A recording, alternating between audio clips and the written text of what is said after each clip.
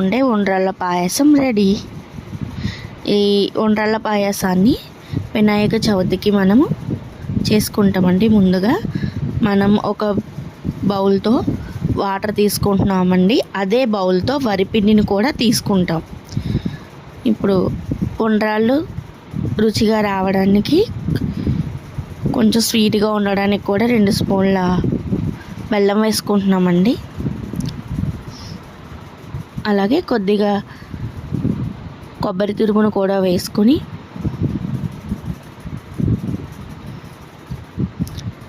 కొంచెం సాల్ట్ కూడా వేసుకుంటాం.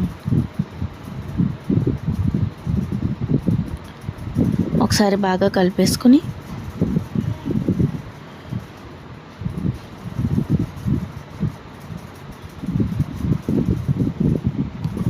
వాటర్ బాయిల్ అయిన తర్వాత మనం ఏ బౌల్తో అయితే వాటర్ వేసామో అదే బౌల్తో వరిపిండి వేసుకోవాలండి. నేనైతే పొడిపిండి తీసుకుంటున్నాను కాబట్టి ఒక బౌల్ పిండికి ఒక బౌల్ వాటర్ సరిపోతుందండి. అదే తడిపిండి అనుకుంటే కొంచెం వాటర్ తగ్గించి వేసుకుంటే ఉండ్రాళ్ళు అనేవి చక్కగా వస్తాయండి. దీంట్లోనే 1 టేబుల్ స్పూన్ నెయ్యి కూడా వేసుకుని ఆ వేడికి ఆ నెయ్యి మొత్తం కరిగిపోతుందండి.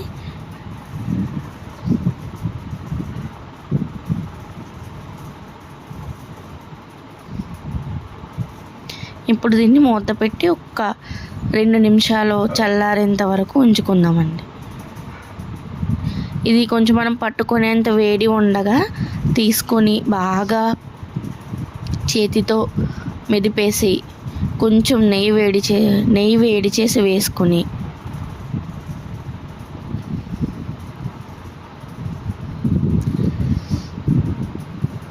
అంటే మనం ఎంత బాగా పిండిని మదిస్తే ఉండ్రాళ్ళు అనేవి విరగకుండా చక్కగా వస్తాయండి.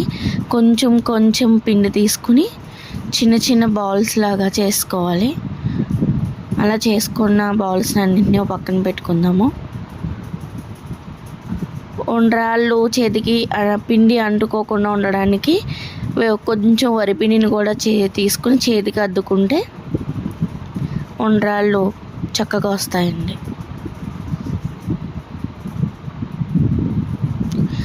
అలాగే ఉండ్రాళ్ళతో పాటు మనం కొన్ని పాల తాలికలను కూడా వేసుకుందామండి. అందుకని చెప్పేసి కొంచెం వరిపిండిని జల్లుకొని దాంట్లో తాలికల్లా చేసుకుందాం.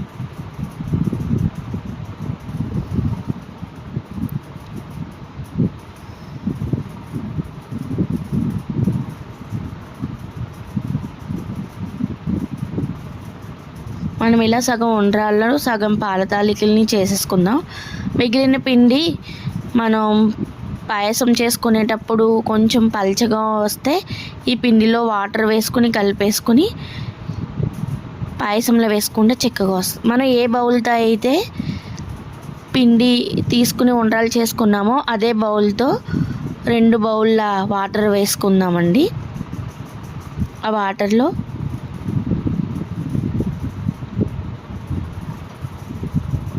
ముప్పావు కప్పు బెల్లం తీసుకుంటున్నానండి.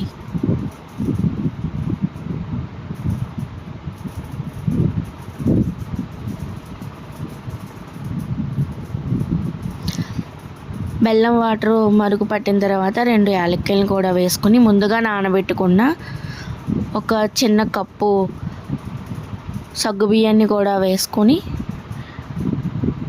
బాగా కలుపుకుందాం. ఇప్పుడు పక్కన ఒక స్టవ్ పైన 1/2 లీటర్ పాలు తీసుకుని బాగా కాచి చల్లార్చి పక్కన పెట్టుకోవాలి. ఇప్పుడు ఈ సగ్గుబియ్యం కూడా ఉడికిపోయిన తర్వాత మనం ముందుగా చేసి పెట్టుకున్న ఉండ్రాళ్ళను పాల తాలికల్ని కూడా వేసేసుకుందాం.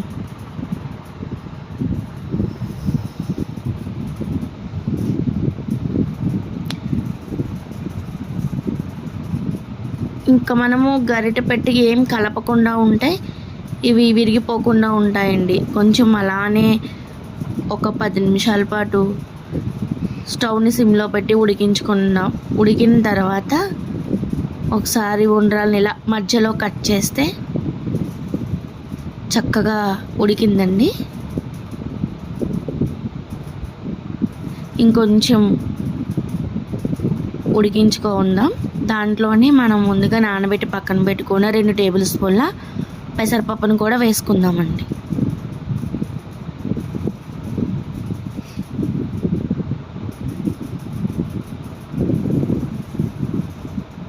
ఇలా పెసరపప్పు వేసి ఒక 3 నిమిషాల పాటు ఉడికించుకున్న తర్వాత కాచి చల్లార్చిన చిక్కటి పాలను వేసుకొని ఒకసారి బాగా కలిపేసుకుందాం.